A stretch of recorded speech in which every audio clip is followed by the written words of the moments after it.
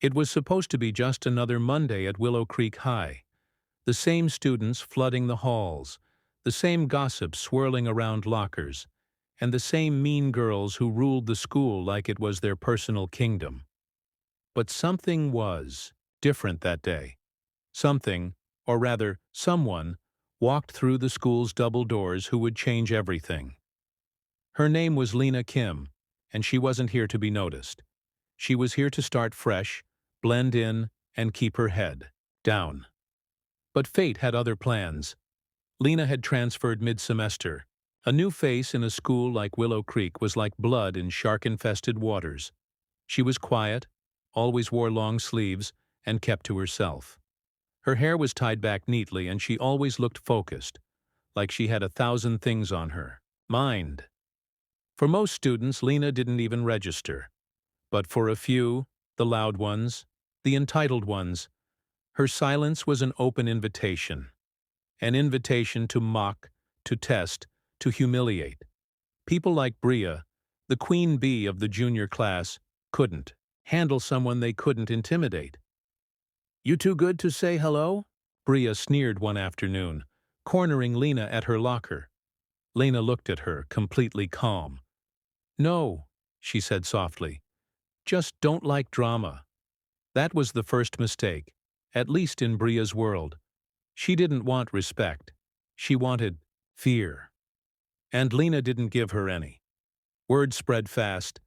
The new girl was weird, arrogant, probably afraid. Bria and her minions started leaving notes in Lena's locker, tripping her in the hallway, mocking her clothes. But Lena never reacted. She would calmly get up, dust herself off, and keep walking. "She's too easy," Bria laughed during lunch. "Let's step it up." They had no idea that every time Lena walked away, she was doing so on purpose, not because she was scared, but because she was trained.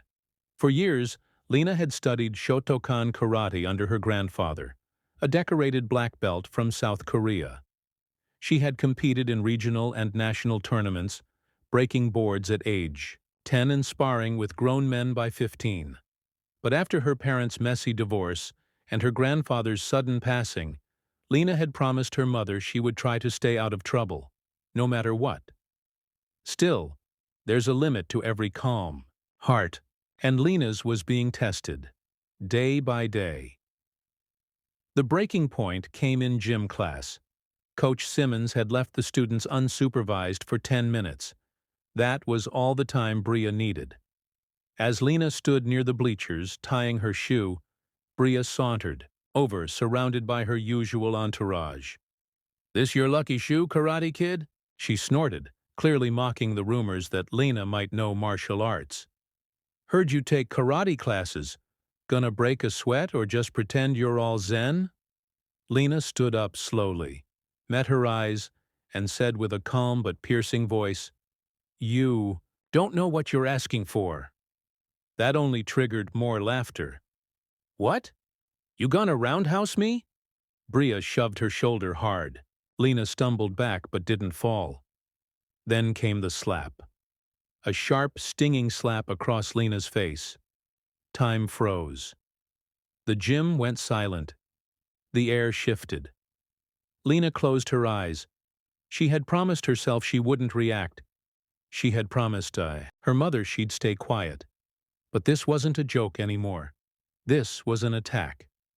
And finally, enough was enough. Lena took a slow breath. When she opened her eyes, they were different. Sharp, unblinking. Her stance shifted just slightly, barely noticeable. But for someone trained, it was everything. Bria smirked, unaware. She raised her hand for another slap. It never landed.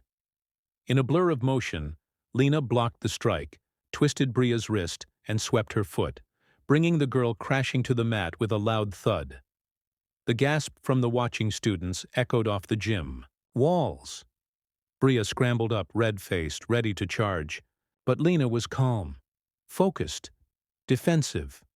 "Stop," Lena said firmly but gently. "I don't want to hurt you, but I will defend myself."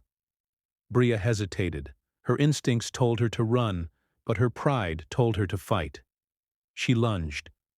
Lena sidestepped, grabbed her arm and flipped her again, this time holding her in a simple restraint. Controlled, clean, no malice, just skill. Bria tapped out on the mat, breathless. The gym erupted, not with laughter, but applause. For Lena, principal Martinez was called in. A meeting followed, but the security footage told the whole story.